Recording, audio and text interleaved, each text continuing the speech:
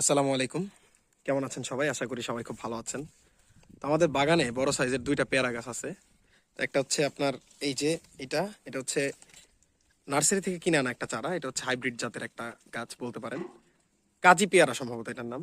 আর আরেকটা আছে হচ্ছে ওই পাশে, ওটা হচ্ছে দেশি পেয়ারা। তো দুইটা গাছেই মোটামুটি প্রায় 10-12টা পেয়ারা পাকছে। তো এগুলো আজকে ছিঁড়বো।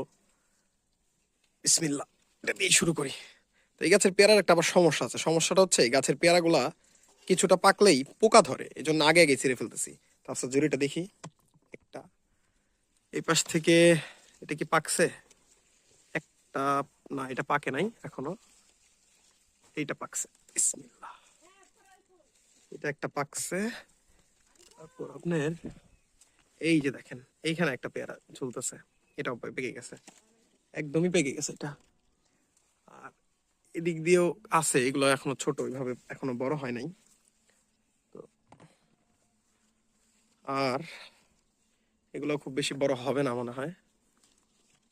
এখান থেকে একটা পাকছে। আর এই দিকে একটা আছে। এটা কি পাকছে? না, এটা এখনো পাকে নাই। এটা পাকছে।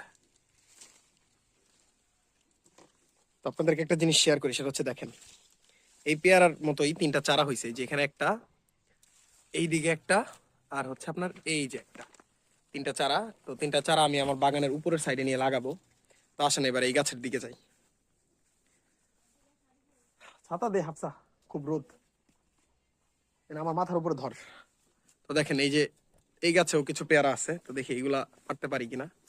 তো এই গাছের পেয়ারা গত 2 দিন সেদিন দুইটা ছিঁড়ছিলাম, ওগুলো অতিরিক্ত পেকে গেছিল। এই গাছের পেয়ারাগুলো আবার হালকা হালকা পাকলেই বেশি মজা লাগে।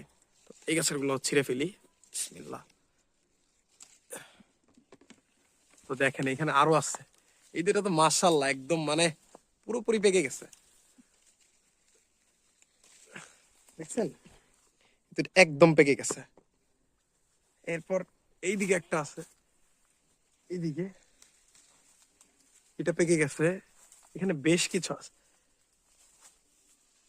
এটা একটা, না, এটা একটা। এখান থেকেও তিনটা ছিললাম। আর কোন দিকে আছে আফসা পেয়ারা? উপরে। উপরের দিকে আছে না? আচ্ছা, পুরোগুলো আসলে কিভাবে পারবো বুঝতেছি না। আচ্ছা, আমি ডাল নামাই দিতেছি, তুই হচ্ছে টান দিয়ে ছিঁড়ে ফেলিস। এটা আসলে এইভাবে পারা সম্ভব না, এটা কিছুদিন পরেই পারবো না। তো দেখি এই পাশে আর আর কিছু আছে কিনা। ওই যে উপরের দিকে আপনারা দেখতে পাচ্ছেন কিনা, ওই দিকে কিছু পেয়ারা আছে, কিন্তু উপরের থেকে তো পারা সম্ভব না, এগুলোর জন্য লাঠি লাগবে পারতে। তো দেখি আর নিচে কিছু আছে কিনা। দেখেন এখানেও চারটা আসছে। তো এই গাছের গল্পটা আপনাদেরকে একবার বলছিলাম, আবারও বলি যারা এই ভিডিওটা নতুন দেখতেছেন। এই গাছটা হচ্ছে এখানে এমনিতেই হয়েছে, মানে হয়তো কোনো পাখি বা কোনো পোকামাকড় এনে খাইছিল, খাওয়ার পর এখানে বীজ ফেলছিল, তো হয়েছিল। তো এখান থেকে 2-3 বার গাছটা কাটা হয়েছে। তারপরেও আল্লাহর রহমতে এইবার গাছটা আর কাটা হয় নাই। তো হুর হুর করে আল্লাহর রহমতে বেড়ে গেছে। তো মাশাল্লাহ, দেখলেনি তো কতগুলো পেয়ারা পারলাম। দেখি কয়টা হবে পেয়ারা। তো এই যে দেখেন, মোটামুটি বড় সাইজের 4টা আর ছোট সাইজের প্রায় 8টা পেয়ারা। তো আলহামদুলিল্লাহ।